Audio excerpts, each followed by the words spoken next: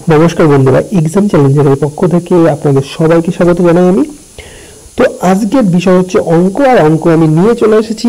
A B C একসঙ্গে একটি কাজ যদি 5 দিনে করে, এ একা ওই কাজটা যদি 20 দিনে করে, আর এ বি যদি একসঙ্গে ওই কাজটা 10 দিনে করতে পারে, তাহলে এ ও সি একসঙ্গে ওই কাজটা কত দিনে করতে পারবে? Option A 6, option B 6×2=3, option C 7, option D 8×2=3। এই হচ্ছে অঙ্ক। তো অঙ্কটা আমি খুব তাড়াতাড়ি বলে ফেলেছি, আমি বোঝার সময় ঠিকঠাক করে বোঝাচ্ছি। তো যাই হোক, চলুন শুরু করা যাক।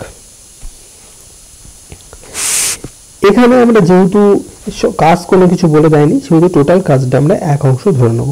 তাহলে এ বি সি একসঙ্গে একটি কাজ করে 5 দিনে, তাহলে 5 দিনে নিশ্চয়ই তারা এক অংশ কাজটা কমপ্লিট করে। জাস্ট একটু উল্টে লিখব, 5 দিনে করে 5 দিনে করে এক অংশ,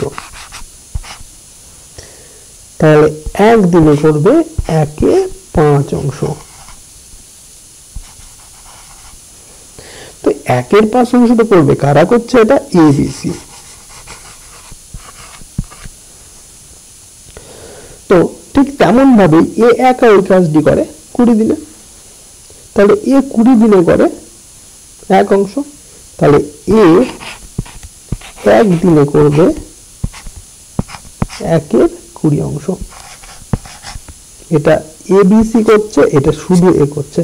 এবার এ ও সি একসঙ্গে ওই কাজটি কত দিনে করবে এটা বার করতে হবে। তো আমরা একটু পরে বার করছি, তার আগে দেখে নিই। এ ও বি একসঙ্গে ওই কাজ করে 10 দিনে, তেমনি সেম এটাও হবে। এ ও বি, এ করে হচ্ছে 1/10 অংশ কাজ, 1 দিনে করে।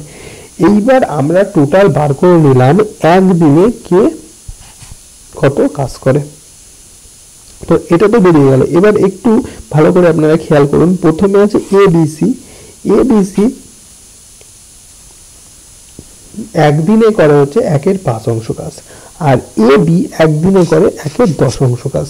এবার এই দুটোর থেকে আমরা বার করে নিতে পারি সি 1 দিনে কত অংশ কাজ করে। কি করতে হবে? জাস্ট এখানে মাইনাস করে দিলেই যথেষ্ট। সি কত কাজ করে, তাহলে কিভাবে বার করবো? 1/5 মাইনাস 1/10। তো এটা হয়ে যাবে 10 নিচে যাবে, 2 মাইনাস 1 ইজিক্যাল টু 1/10। তো সি কিন্তু কাজ করে 1 দিনে 1/10 অংশ।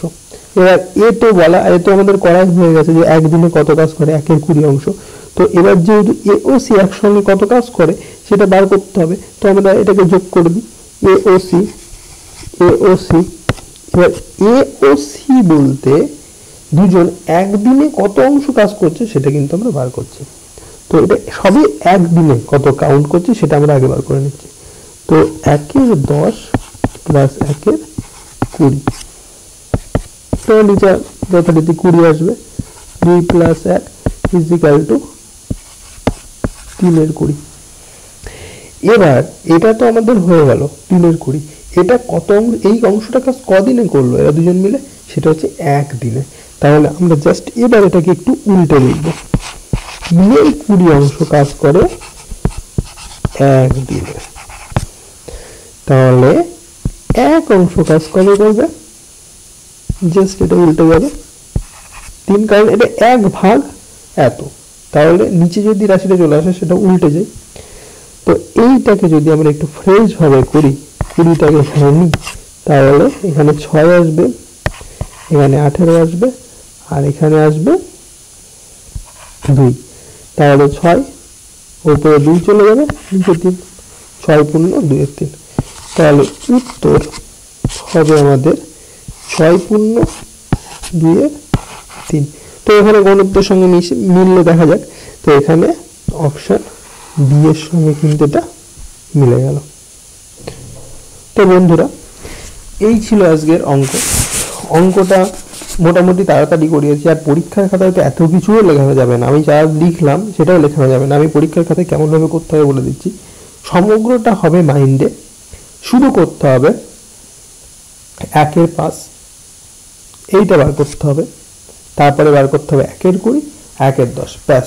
তারপরে এই পোর্শনটা করতে হবে, তাও এত লেখা যাবে না, মোটামুটি একটা সবই মাইন্ডে হবে। এই পোর্শনটা করতে হবে, তারপরে করতে হবে নেক্সট এই পোর্শনটা, তারপরে ভাগের পোর্শনটা। তো কিছু কিছু অঙ্ক আমাদের পরীক্ষার খাতায় বেশি টাইম লেগে যায়, আর কিছু কিছু অঙ্ক খুব তাড়াতাড়ি হয়, অনেক সময় সূত্রতে কাজ করে যায়। তবে আমার মতে অঙ্কের সূত্র না মনে রাখাই ভালো, কারণ সূত্রের থেকে অঙ্কটা যদি বোঝা যায় তাহলে সব ক্ষেত্রেই সেটা পারা যায়। তো যাই ছিল, এই ছিল আজকের অঙ্ক।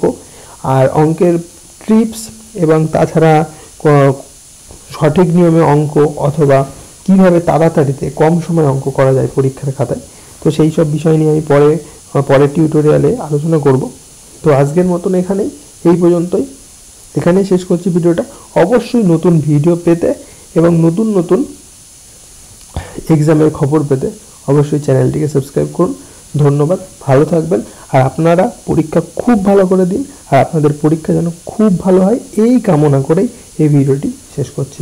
নমস্কার।